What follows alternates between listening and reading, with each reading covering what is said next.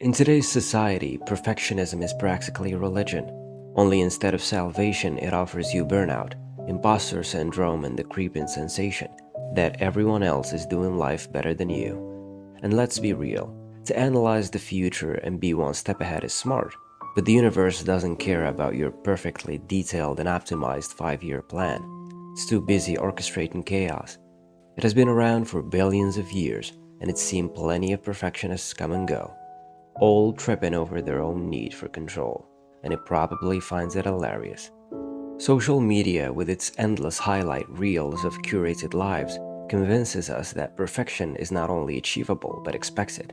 The existential dread behind success, or a perfect beach photo, is forever invisible to the masses. A perfectionist is like Sisyphus pushing his boulder, armed with a spreadsheet, caffeine, and crippling anxiety, thinking that if he pushes hard enough, plan carefully enough, that somehow he'll reach the top of the hill, forever chasing the idea that if he could just control every detail, everything would fall into place. As if the universe cares. Well, it doesn't, because it's too busy laughing.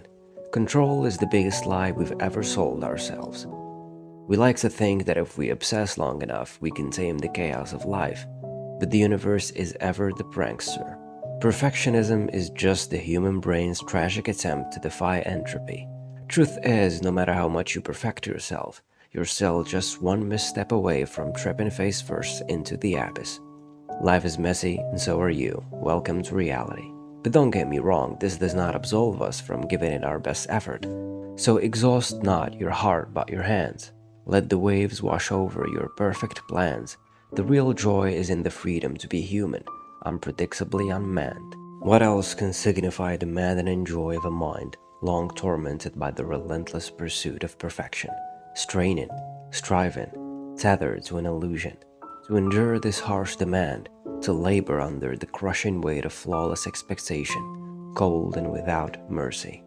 Yet now, perhaps to glimpse freedom, the absurdity of control slipping away, a fleeting moment of rebellion against the very chains one has forged. Is it any wonder that in such instance irrationality rises like a fever? That strange affection emerges even for the futility of perfection, for the rigid systems we build to hold the chaos at bay. This entire journey, this self-constructed hell of unattainable standards, is but the prelude to inevitable surrender. A weary soul exhausted by its own insistence on mastery wobbles on the edge. What awaits beyond is not clarity but acceptance, an embrace of the messiness. The joy that emerges here is not in triumph but in release.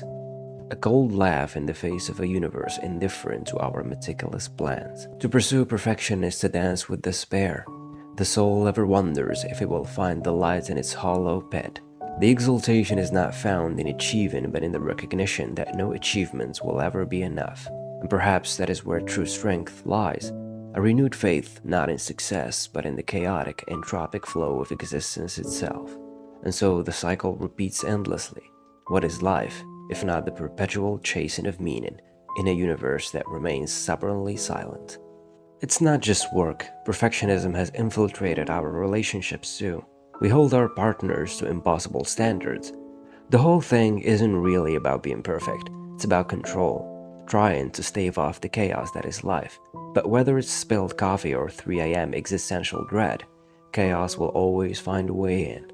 Nietzsche would view perfectionism as a symptom of a deeper issue, a reflection of humanity's constant battle against its own limitations.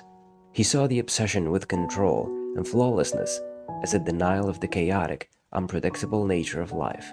In his view, this pursuit of perfection is a rejection of the very essence of existence, the chaos, the mess, the suffering, all of which are vital for growth. He championed the idea, the love of faith, embracing life in all its imperfections.